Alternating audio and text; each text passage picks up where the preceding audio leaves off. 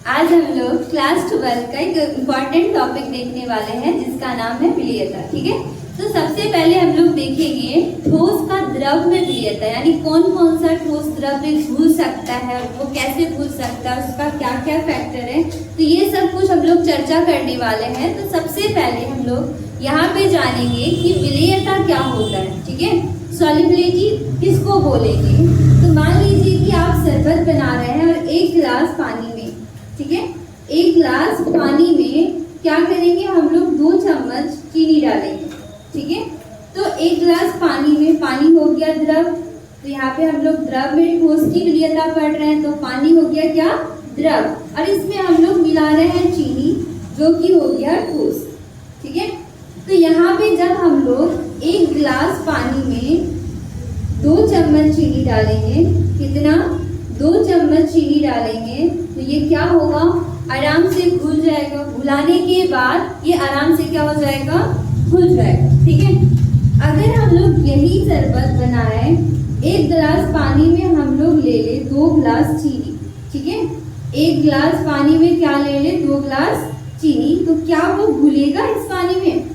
ठीक है, तो यहाँ से क्या समझ में आता है कि अगर हम लोग निश्चित मात्रा में कोई भी विलायक ले, ठीक है, तो यहाँ पे पानी क्या है, विलायक, तो निश्चित मात्रा में कोई भी विलायक ले तो उसमें निश्चित मात्रा में विलय घुलेगा। ठीक है, उससे ज्यादा इसमें हम लोग नहीं घोल सकते हैं।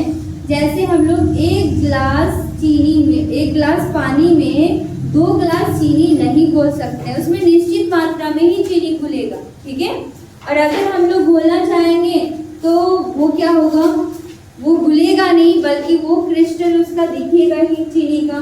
तो यहाँ पे एक चीज तो क्लियर हो गया कि अगर पानी का मात्रा यानी विलायक का मात्रा फिक्स रखे तो उसमें निश्चित मात्रा में ही विलय घुलेगा। ठीक है, उससे ज्यादा नहीं घुलेगा, तो जितना वो घुल सकता है उसी को बोलते हैं उस ठोस की विलीयता। ठीक है, तो यहाँ पे विलीयता का डेफिनेशन यही लिखा हुआ कि निश्चित ताप पर। और हाँ, एक चीज यहाँ पे ये होना चाहिए कि ताप जो है, टेम्परेचर जो वो फिक्स होना चाहिए, क्योंकि अगर टेम्परेचर चेंज होगा तो विलीयता भी चेंज हो जाएगा, वो भी हम लोग आगे देखेंगे। ठीक है, तो निश्चित ताप पर किसी विलायक के प्रति 100 ग्राम, यानी कोई भी विलायक है उसके 100 ग्राम में जो भी विलय है उसका भी मात्रा ग्राम में ही होना चाहिए। ठीक है, तो 100 ग्राम विलायक में जितना ग्राम विलय घुल सकता है उसी को कहते हैं उस ठोस की विलीयता। ठीक है, यानी उस विलयन का क्या बोलेंगे, विलीयता, उससे ज्यादा उसमें नहीं घुल सकता है। ठीक है, तो यहाँ पे आप याद रख सकते हैं, जैसे विलीयता बराबर क्या हो जाएगा फॉर्मूला, तो विलय का ग्राम में मात्रा बटे विलायक का ग्राम में मात्रा और गुना करना है 100 से। ठीक है, तो ये हो गया विलीयता। ठीक है, अब दिखाते हैं कि विलीयता जो है, विलीयता को प्रभावित करने वाला कौन कौन सा कारक है। ठीक है, जो निश्चित ताप पर किसी भी विलयन में निश्चित मात्रा होना चाहिए उसका, उसमें विलय निश्चित ही घुल सकता, उससे ज्यादा नहीं घुल सकता है, तो उसको प्रभावित करने वाला यानी ऐसा कौन कौन सा चीज है जो उसको चेंज कर सकता है, वो कारक हम लोग देखेंगे। तो पहला कारक है विलय एवं विलायक की प्रकृति। ठीक है, दूसरा कारक है तापमान का प्रभाव, यानी पहला तो उसमें असर पड़ता है विलय और विलायक के प्रकृति पर कि विलय कैसा है, विलायक कैसा है। ठीक है, दूसरा प्रभाव पड़ता है तापमान पर, टेम्परेचर पर, तो दूसरा प्रभाव पड़ेगा तापमान का। तीसरा अगर देखें तो दाब का प्रभाव। तो ये सब चीज को हम लोग एक एक करके देखने वाले हैं। ठीक है, तो पहला अगर हम लोग बात करें विलय एवं विलायक की प्रकृति, तो इसमें एक चीज याद रखना है, लाइक डिसॉल्व लाइक। ठीक है, लाइक डिसॉल्व लाइक। अब इस चीज का मतलब क्या हो गया, समान समान को घोलता है, समान समान को घोलता है।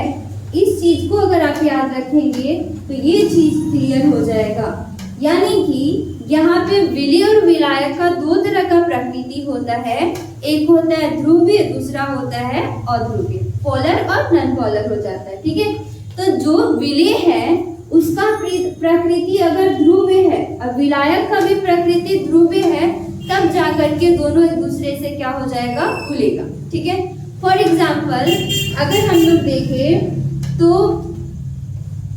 यहाँ पे एग्जाम्पल में हो जाएगा जैसे चीनी क्या है, तो एक ध्रुवीय विलेय है। पानी देखिए तो ये क्या है, ध्रुवीय विलायक है, तो ये दोनों आसानी से घुल जाएगा। ऐसे अगर हम लोग नमक को पानी में घोले तो नमक भी ध्रुवीय होता है और पानी भी ध्रुवीय होता है। ठीक है, पोलराइज्ड होता है, तो वो भी आसानी से घुल जाएगा। लेकिन यही अगर हम लोग नैप्थलीन को ले ले जो कि अध्रुवीय विलेय होता है, उसको हम लोग पानी में घोलने की कोशिश करें तो वो घुलेगा नहीं। ठीक है, यानी समान समान होना चाहिए, तब जाकर के एक दूसरे से घुलेगा, तब वहां पे। ठीक है, और दूसरा अगर यहाँ पे देखें, दूसरा होता है तापमान का प्रभाव। तो फॉर एग्जाम्पल यहाँ पे जो अगर हम लोग चाशनी बना रहे हैं, तो चाशनी में जैसे हम लोग चीनी को घोलना स्टार्ट करते हैं। ठीक है, ठंडा पानी लेते हैं, उसमें चीनी को घोलेंगे तो वो घुलने में थोड़ा मुश्किल होगा। वही अगर हम लोग पानी को गर्म करना स्टार्ट कर दे तो पानी, वो जो चीनी है वो क्या होगा, अपने आप घुल जाएगा। ठीक है, और इसका और एग्जाम्पल ले सकते हैं, अगर हम लोग चाय बना रहे हैं तो चाय में क्या क्या डालते हैं। ठीक है, तो चाय में अगर हम लोग सिर्फ दूध डाल दे, पानी डाल दे, चाय पत्ती डाल दे तो क्या चाय बन जाएगा?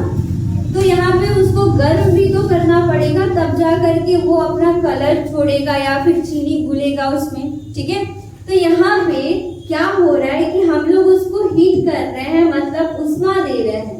ठीक है, यानी अगर उसका हम लोग तापमान बढ़ा रहे हैं तो घुलने वाला जो सॉल्युबिलिटी है, उसका जो विलयता है, वो अधिक तेजी से उस विलयन में क्या हो पा रहा है, घुल पा रहा है। ठीक है, दूसरा ये तो हो गया तापमान का प्रभाव। तीसरा दाब का प्रभाव। तो दाब का द्रव में ठोस की विलयता पर कोई भी प्रभाव नहीं पड़ता है। ठीक है, यानी प्रेशर डाल करके, कितनों भी प्रेशर डाले, इस द्रव को और इस ठोस को हम लोग जबरदस्ती प्रेशर से नहीं घोल सकते, उसको नहीं घुला सकते। ठीक है, यानी कि कितनों भी प्रेशर डाले, चीनी अधिक तेजी से पानी में नहीं घुलेगा, लेकिन अगर हम लोग ज्यादा गर्म करेंगे तो उसमें घुलेगा। तो ये 3 फैक्टर है जो आपको याद रखना है। पहला है विलेय एवं विलायक की प्रकृति, ध्रुवीय विलेय ही विलायक में घुलेगा और ध्रुवीय विलायक अध्रुवीय विलेय में, अध्रुवीय विलायक में अध्रुवीय विलेय ही घुलेगा। दूसरा है तापमान का प्रभाव, तापमान बढ़ाएंगे तो विलेयता बढ़ेगा। तीसरा है दाब का प्रभाव, तो दाब का कोई भी इफेक्ट नहीं पड़ता है। ठीक है, तो यहाँ से आप लोगों को समझ में आ गया होगा ये टॉपिक।